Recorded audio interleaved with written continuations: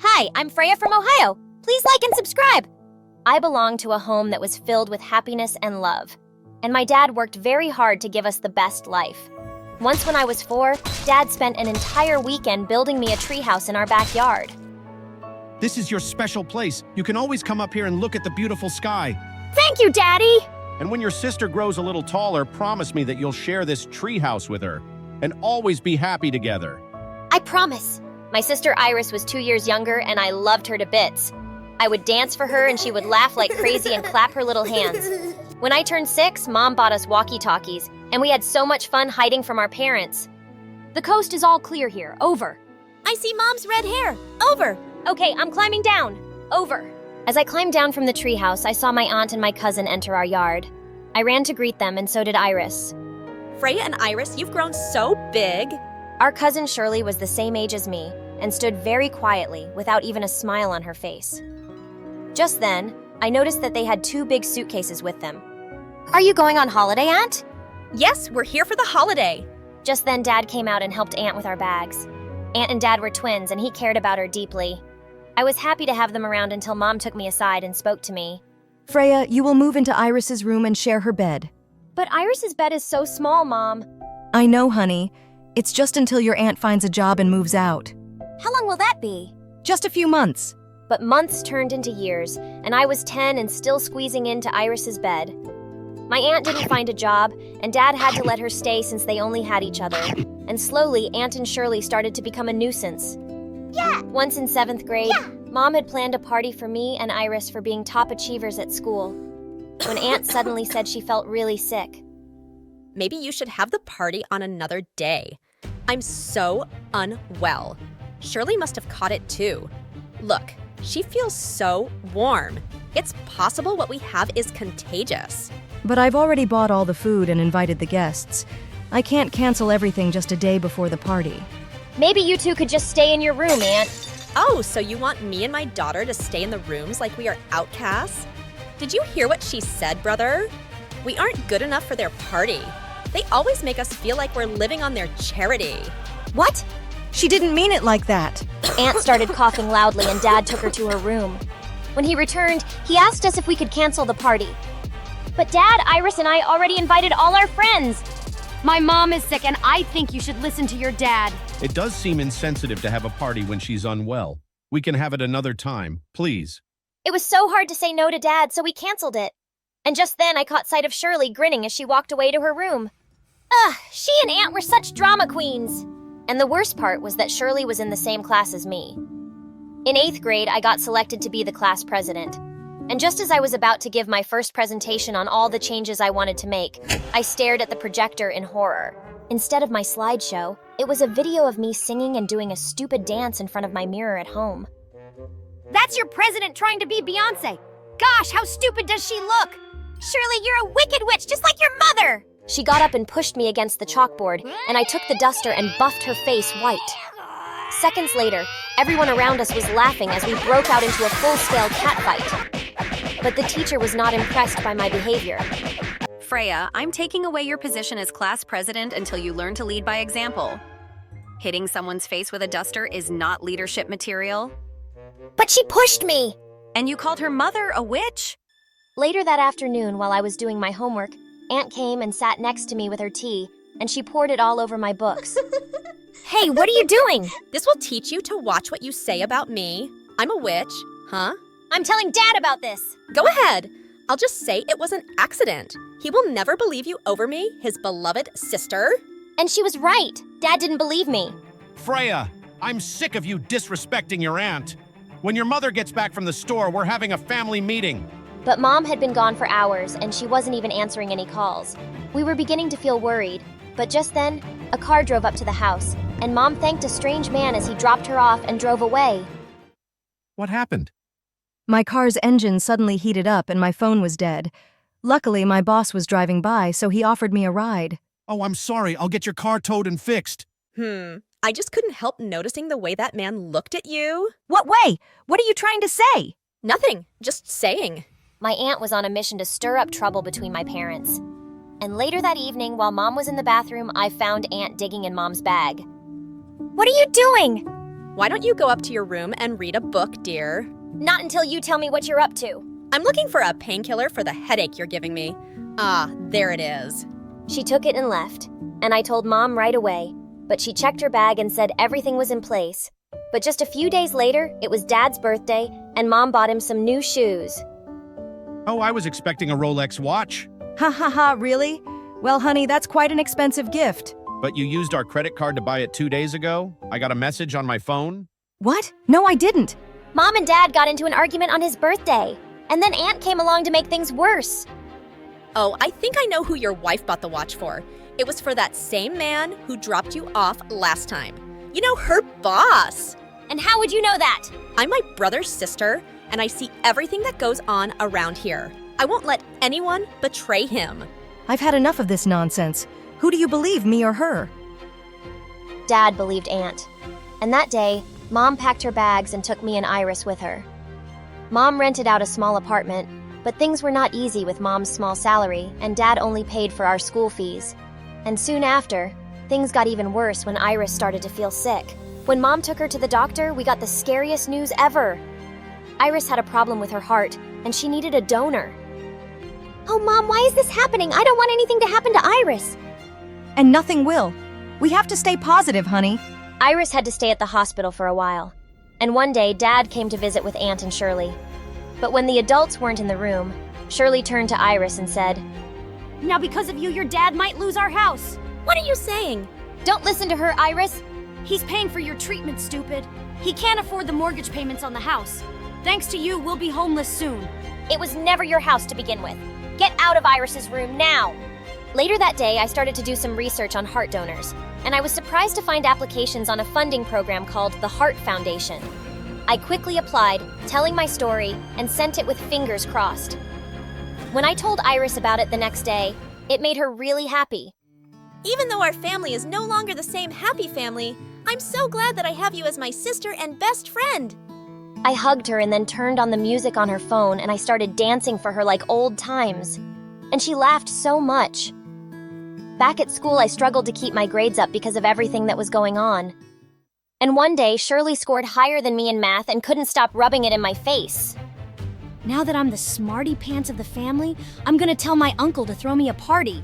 Don't worry, you're invited, as the waitress. Suddenly, I felt so furious that I just screamed and charged her. But somehow I managed to stop myself at the last second. So I was shocked when Shirley suddenly fell to the floor like she'd fainted. Shirley? Oh my God, what if you killed her? What? I didn't even touch her.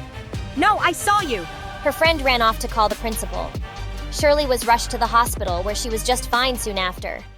But I was suspended for 2 weeks. I was really angry, but my suspension meant I got to spend a little more time with Iris at the hospital. I miss our treehouse. Me too! Let's go there. You know we can't do that. We'll get in so much trouble. Please, Freya. I'm so tired of being in the hospital. My sister made her puppy dog eyes at me, so I put her on the wheelchair and told the nurses that I was taking her out for some fresh air. We sneaked right out of the hospital and got onto a bus that took us to Dad's house. No one seemed to be at home, so we headed straight to our tree house. Are you sure you can even climb up? Yeah, of course I can. Okay, go really slow and I'm right behind you. Iris climbed up the ladder, but as soon as she was inside the treehouse, she let out a loud scream. I started climbing up frantically, but just then, I saw Shirley looking down at me, and next to her was a boy from school. Shirley, what are you doing here? Bunking school and making out with my boyfriend. You and your sister are trespassing. Shut up, this is our treehouse. Oh yeah? We'll see about that. She kicked the ladder and I lost my balance. But luckily, I caught a tree branch just in time. Oh my God, Freya. I turned to see Dad looking up at me, and next to him was Mom. Dad quickly put the ladder back and helped me climb down. What are you guys doing here? The hospital told us you were missing. We figured you might be here. I'm sorry, Mom. It's not her fault. I made her bring me here because this is my happy place. Iris cried. And we had a family hug until it was interrupted by Aunt. What's going on here? Shirley kicked the ladder down while Freya was on it. What nonsense. My Shirley would never do that. I saw it with my own eyes. Shirley came down from the treehouse with the boy, and Aunt didn't look so happy. Shirley! I'm sorry. Shirley looked down sadly, but I didn't buy her act one bit. I'm so disappointed in you, Shirley. You really could have hurt Freya. And if you're really sorry, tell everyone the truth about what happened in school. You pushed me. That's what happened. Yes, she did. And brother, why are you holding that woman's hand? Have you forgotten that other man she's with? Dad immediately let go of Mom's hand and she looked so sad. As Mom drove Iris back to the hospital, I had a brilliant idea. Mom, can I borrow your credit card? Honey, I'm already owing a lot on my credit card. No, I'm not buying anything. I just want to investigate something. I then asked her to drop me at the mall and went to the only jewelry store that sold Rolex watches. Excuse me, can you check my mom's credit card? I think she bought a Rolex watch here some time back. The store assistant checked the card, and the time of the purchase showed up. I requested to see the CCTV footage of that date and time, and it was exactly what I had expected. My aunt was the one using my mom's credit card.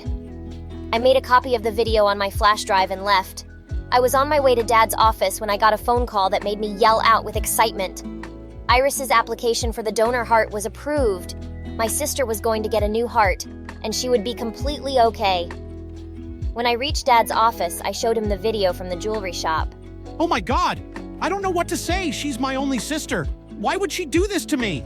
You really broke our hearts when you believed your sister over us, Dad. Aunt broke our happy family and you let her? The next day, while Mom and I were in the hospital with Iris, Dad suddenly walked in with flowers. I am so sorry. And I know my apology is not going to be enough right now, but I love you all very much, and I will do anything to have you back home. Mom didn't forgive him immediately, but once she heard that he'd kicked out Aunt and Shirley for good, she was willing to give Dad a second chance. And slowly, our family became whole again. I learned a big lesson here.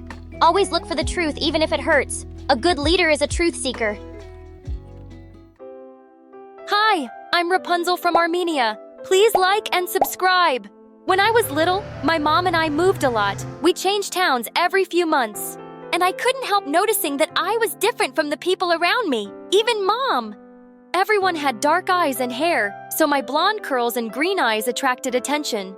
Wow, she's so precious. And well, she looks nothing like you. Is she really yours? Mom always smiled and said I looked like my dad, but I knew she didn't like the comments. And soon, we moved again. Don't look at anyone directly. And never take your hoodie off outside. People get jealous of your beauty. Love. I was 6 when Mom started working as a cook in a mansion, and she told me strictly to never leave the kitchen. One afternoon, Mom had gone out for groceries when a tall woman walked in, and she stopped short when she saw me. Aren't you a beautiful little girl? Why don't you come with me, honey? As I was in her living room eating cakes and chatting nonstop, Mom came bursting in. There you are. I've been looking for you everywhere. Sorry, mistress. Oh no. I brought her here. From now on, she'll spend time with me while you work. Mom wasn't happy at all, but I'd have the best time. The mistress helped me with my reading and gave me lovely gifts. But a few weeks later, she said she wanted to adopt me. I can give her every luxury in the world. Her life will be 1,000 times better as my daughter. How can you even ask this, ma'am, to part with my own child? I would never. You fool. If you truly cared about her, you'd let her have the life she deserves.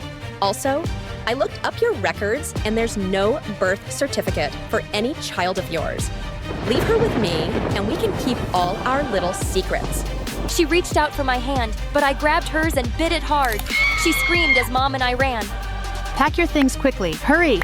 And so we left. But this time we kept traveling till we reached some docks late at night. We're leaving for the U.S., darling. We'll never know any peace here. Someone Mom knew helped us sneak onto a cargo ship, and we left to start a new life in New York. We spent the first few months in a homeless shelter, but Mom found a job at a restaurant soon, and we could afford a small place. Mom even let me join the public school after changing my name. When I asked why, she said it was for my own good, and I didn't ask anymore. Even though I didn't really stand out here, people still admired my looks. In 5th grade, my friend Melissa, who participated in beauty pageants, told me to try out too. The prize money was good, so I begged Mom to let me join, and I soon became a pageant queen, and modeling offers started pouring in. By the time I was in high school, I'd done my first national ad for a shampoo, and my face was on a billboard. One morning in 10th grade, I walked into the school hallway to see some kids gathered around a boy. He turned his face, and I caught my breath. He was beautiful. He threw his head back and laughed at something, and it was the most captivating sound in the world. Suddenly, our eyes met, and I realized I'd been staring at him like a moron. But I had to find out who he was. I walked into class to find all the girls talking about this handsome new stranger. Just then, we heard a loud groan. Jeez. I'll tell you who he is if you give me $20 each. And for $50, I'll introduce you gals to him. He's my brother. The new boy introduced himself as Derek and said his brother Ryder was our senior. Just then, the teacher walked in, and everyone flew to their seats. I caught Derek looking at me, and he smiled. He was cute, but his brother was a Greek god. One day, I had to reach a modeling audition after school, and as I quickly crossed the road, my heel got stuck in a chewed gum. As I struggled to set it loose, I looked up to see a motorcyclist charging straight at me. But suddenly, someone pushed me out of the way. I opened my eyes to see Ryder looking down at me. Hey, are you okay? I think so. Nope, I feel dizzy. Ryder swept me up effortlessly and carried me to his car. He took me to the hospital, and it turned out I had a minor concussion. Your mom's on the way, I called her. Thank you. I am so lucky you were right there. Well, it wasn't a coincidence. I was actually following you to ask you out. Really? Why do you sound surprised? I can't be your first admirer. You just might be the most beautiful girl I've ever met, Rapunzel. He touched my cheek and my heart fluttered. Just then, Mom walked in, and she couldn't stop thanking Ryder. I was discharged soon, and he even dropped us off at home. Ryder and I started dating, and the next few weeks were like a dream. He was intelligent and thoughtful and always knew how to make me laugh. We were the golden couple of the school. A few days later, I got paired with Derek for a science project, and we met up at the library to discuss it. It's funny, we've hardly spoken before, especially since you're in my class and I'm dating your brother. Well, Ryder has that effect on girls. They fall head over heels for him and see nothing else. That's not true, and I'd like to get to know you. Let's all have dinner sometime. I'm not sure that's a good idea. Listen, Rapunzel, there's something... What's going on here? Hey, we're working on our project, and I was just... He's your project partner? No, that won't work. I'll talk to your teacher and have your partner changed. What? This is none of your business, dude. It's very much my business, dude. I don't want my girlfriend to fail, which she will with you. Derek looked furious and stormed off. Ryder, you can't tell me who to be partners with. And what's wrong with your brother? Listen, babe, you don't know him. He's not serious about anything. And he just thinks he'll inherit millions one day without lifting a finger.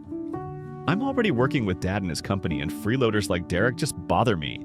Trust me, he's gonna make you do all the work and just take credit for it in the end. Just ask your teacher to change your partner, please. Derek didn't seem like that, but Ryder knew his brother better, and he looked upset. So I requested the teacher for a partner change the next day. Life was good, except that lately, I'd been getting rejected after auditions, and Melissa had gotten a few ad campaigns I'd really wanted. But she was my friend, and I was happy for her. We were at a party together one evening, and I noticed Ryder was really quiet on the way home. Hey, you worried about something? Yeah, just you, babe. You trust people way too easily. What do you mean? You don't think it's strange that Melissa has suddenly been getting every single commercial? She's rich. What if her mom paid bribes to get her those parts?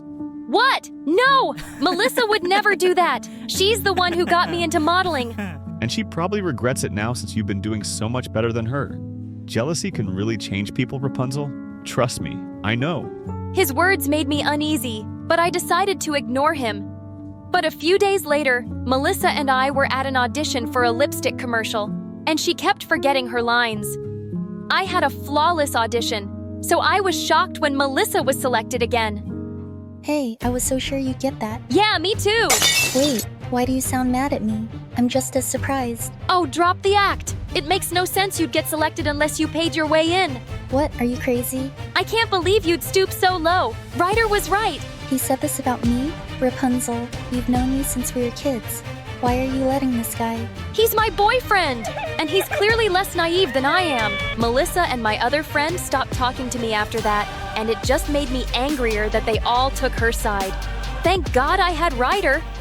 Soon it was our 2-month anniversary, and Ryder wanted to celebrate in style by taking me out on a date to a classy French restaurant. I want you to sit on this side, facing just me. I don't want anyone else to admire your beauty tonight. That's a bit weird and so cheesy. It's just how I feel. And here's your present. Ryder, you've already done so much. I gasped as I stared at a gorgeous amber necklace. See? How could I not get that? It's like it's made for you, Amber. My heart was pounding as he put it around my neck. Why? Why did you just call me Amber? Did I? Obviously a mistake, Rapunzel. Now shall we order? I felt so distracted that I could barely read the menu. I needed some air. I excused myself to go to the bathroom, but just as I got up, I bumped into the waiter bringing our drinks. Oh, I am so sorry, madame. No, it was my mistake. Here, let me help you. Oh, please, don't worry about it. I'll get you some drinks. As he ran off, Ryder turned to me coldly. Why were you flirting with the waiter? What? I was just trying to be nice. But suddenly Ryder swiped all the plates off our table. Don't play me for a fool. You kept touching his arm. You're insane. I'm leaving. I ran out of the restaurant and looked around for a cab, but Ryder caught up with me. If you walk away now, I'll make your life miserable, Amber. Why do you keep calling me that? Just stop it. Ha ha ha! Because that was your name before you came here, wasn't it? I know all about your past and you can't escape it. Yeah, I'll have you and your mother deported to Armenia and... Suddenly, Ryder tripped over something and fell down, hitting his head. I frantically called an ambulance and used Ryder's phone to call Derek to the hospital. What happened? He tripped over something. The doctors say he'll be fine, but I can't stay here another minute. Rapunzel, what really happened? I broke down and told him how crazy Ryder had acted in the restaurant. I wanted to warn you! You're not the first girl he's done this with. He's the perfect boyfriend at first, but then he gets so jealous and scares every girl away. It's not just that. Derek, he knows things about me and he's threatening to ruin Mom's life and mine. If you tell me what it is, maybe I can help you. Derek, I need to talk to Mom first. Of course, and you need to be sure you can trust me. I looked into his warm brown eyes and I felt I could. So the next day, I asked Derek to come to my place and Mom told him everything. I'm not Rapunzel's mother. I'm her aunt. Rapunzel's parents passed away when she was a baby, and I was her guardian in their will. But her other aunt and uncle kept insisting that I give Rapunzel to them. They only wanted her because of all the money in her name. They were powerful people, and I knew they'd keep trying to take Rapunzel away from me. So I ran away with her. We traveled far, but I'd always felt they'd find us. Then we came here and changed our names, and it seemed like we'd finally left everything behind. Until now. We can't go back there, Derek. I'll do everything I can, I promise. I couldn't bear to go to school for the next few days. I felt sick with anxiety. Then finally, one evening, Derek showed up and he was smiling. My lawyer worked on your case. And given how long you guys have lived and worked in the US, your status will be made legal immediately. You can't be deported. No one's going anywhere. Mom and I cried and laughed as we hugged. And I threw my arms around Derek too. Thankfully, Ryder still hadn't returned to school, and I started hanging out with Derek. I also apologized to Melissa. Rapunzel, I was so affected by what you said that I confronted my mom. She didn't pay for me to get those roles, but someone did, and I have no idea who. I do! It was Ryder! He did it because he wanted to turn me against everyone close to me. But I never should have doubted you. A few days later, I'd just put some stuff in my locker when I turned around to see Ryder. Hi, Amber. Did you miss me? You wish, and don't think you can ever bully me or scare me again. I don't care what you know, you can't use it. Wow. What a transformation from the chicken girl I last saw. But yeah, I just came to tell you that I've lost all interest in you. Seems like you've really lowered your standards when you settled for my brother. And I don't date trash. He walked away, and I realized I'd been holding my breath. But minutes later, I heard loud voices down the hallway, and I ran to see Ryder smashing Derek against the lockers and beating him up. It took 4 teachers to pull Ryder away as he screamed like a maniac. You want everything I have, don't you? You always have, you little worm. Do you think I'd let you be happy? I'll ruin your life, Derek. You'll regret the day you ever crossed me. Derek went home early, and I was completely shaken by the day's events. Later that night, I was having trouble sleeping, and I heard a loud tap on my window. I sat up in horror, only to realize it was Derek. Gosh, you scared me! How are you feeling now? I can't feel my face, but my heart's happy. I just had to tell you. Ryder went completely bonkers at home too, and my parents have admitted him to an institution for therapy. That's such a relief. I'm sorry you got hurt because of me, Derek. Don't be! I'd take 100 punches for you. Well, not 100, but you know what I mean. And Ryder's right about one thing. I've wanted to be with you since I first saw you. He leaned in and kissed me, and it was lovely. We graduated from high school and both went to the same college in another city. Right after graduation, Derek and I got married in a small ceremony with our parents. Ryder was apparently out of the institution now and managing his dad's company in Europe. But of course, he wasn't invited. And a year later, we were blessed with a beautiful baby girl, Sarah. Dad, where have you been? I was so worried. Go away! Don't touch me! I froze on the spot, not understanding why my once kind-hearted father was being so cold toward me. I snapped out of my daze and tried helping him forward, but he flinched me away. My eyes started to tear up, and I didn't know what to do. Then another woman appeared. She quickly helped him up and smiled at me. Don't worry, sweetie. I'll take care of him. Excuse me, who was she? My mother had barely been put in the ground, and Dad had already moved on. I couldn't watch any more of this, so I quickly left the room. How could things go downhill this quickly? My life used to be so simple and perfect. I had a loving family. I was always on top at school. People always complimented me on how I inherited both the beauty and intelligence of my mom and dad. But then a traffic accident happened and took Mom away from us. Ever since then, my polite, well-mannered, loving dad changed into a cruel, bitter drunk who seemed to despise me. The next day, I arrived home from school with the worry about what state my dad would be in. But why was Uncle Alfred on my doorstep? I invited him inside and there was Dad, slumped on the couch, surrounded by empty beer cans. As soon as he saw us, he slurred out and started throwing the cans at us. Uncle Alfred then took me to dinner so we could have a talk, and I couldn't help the tears as I blurted out how bad things were at home. He patted my arm and said, "You father's been through a lot. I think it's best if we give him time to sort himself out. I think you should come live with us for a while." So that's how I ended up living with Uncle Alfred, Aunt Madeline, and my cousin Charity. At first, everything seemed fine. As bad as it sounds, it was a relief to be away from Dad and to be able to properly process my thoughts for once. I was so grateful to Uncle Alfred for giving me a second home. But then he went away on a business trip and everything changed. I was walking back to my room when Charity appeared in her doorway and tripped me up. As I stumbled and landed on my hands and knees, she snorted out, Yes, that's right. Bow down to your queen, you hideous peasant. You should know your place in this house. I know you're just jealous of me because your grades suck and you're not as pretty. Charity's eyes welled up. Then she shoved past me and ran to her mom. I followed up to her and explained what happened to my Aunt Madeline. She frowned at Charity, then scolded her. Phew! Fortunately, I had Aunt Madeline on my side. Anyway, justice is served, right? Wrong. As it wasn't long before my aunt's attitude changed toward me, too. One time, I was helping my aunt cook a casserole when the doorbell rang. It turned out to be an old friend of my aunt. As soon as she saw me, she happily said, "Wow, it's only been a few years, but Charity sure has grown up. The older she gets, the more she looks like Alfred, doesn't she? Look at her eyes and smile." I stared at Aunt Madeline in confusion and saw her mood immediately shift. That night, when I brought the casserole dish out, Aunt Madeline took one bite, then spat it into a napkin. You're clumsy, thoughtless, and now an awful cook. Be a bit more useful, will you? I stared at her open-mouthed, unable to find the words to say. Then Charity piped in, Please never make this again. Casserole is so gross, just like you. Then she smirked at me as she dumped the entire plate into the trash. Weird. Didn't Aunt Madeline tell me to cook this because it was Charity's favorite?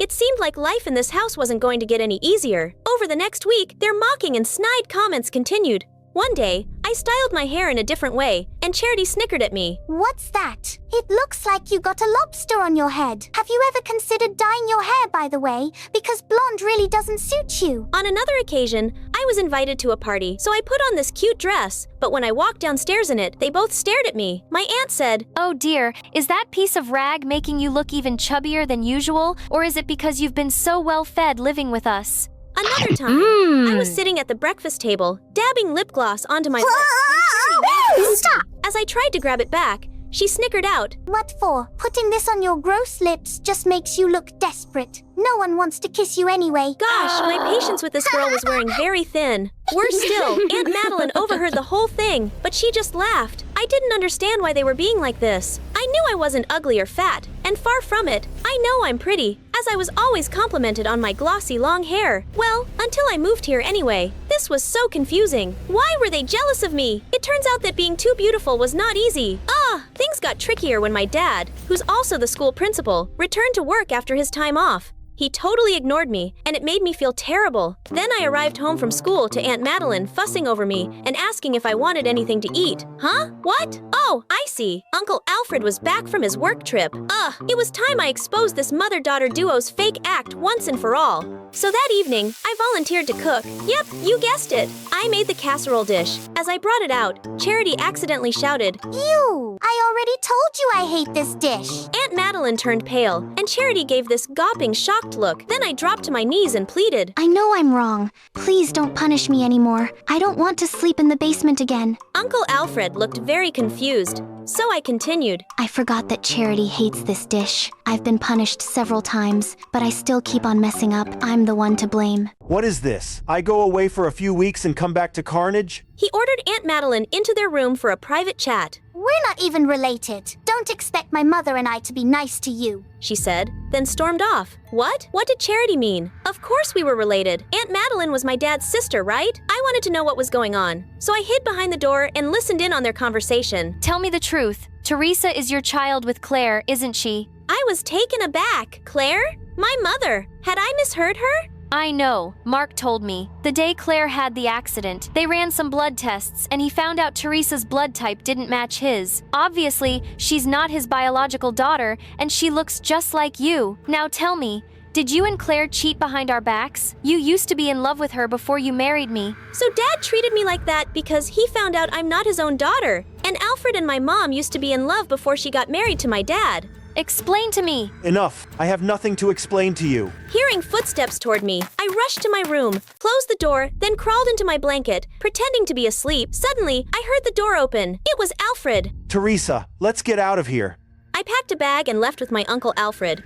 We moved into a small apartment not too far from his house. Even though he took care of me a lot, he never mentioned that day ever again. I didn't dare to ask either, so we just let it slide. He had to be my real dad, right? He just wasn't ready to talk about it yet. I tried to avoid Charity as much as possible, but this wasn't always easy as we went to the same school.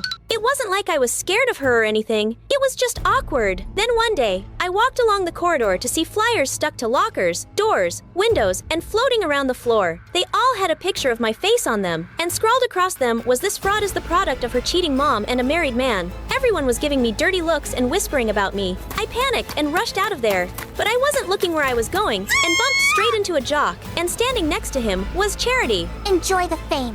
These flyers were specially made for you." Right at that moment, my father appeared holding a flyer. He waved it in front of her. "What is this? Who allows you to trash the school with this rubbish? Leave Teresa alone." I couldn't cope with my father right now, so I ran off to class. That afternoon, I heard the school speaker announce that everything written on the flyers was lies, and Charity would be in detention once the last bell rang. I just wanted to get home and hide away from the world. But as I walked outside, I saw my dad waiting for me at the gate. I had nothing to say to him, so I ignored him and walked off. Please, Teresa, at least hear me out. I stopped on the spot, then walked over to him. I guess it was time I found out the truth. So turns out, yes, I'm not his daughter, but I wasn't Uncle Alfred's daughter either. I found this and it made me feel so guilty.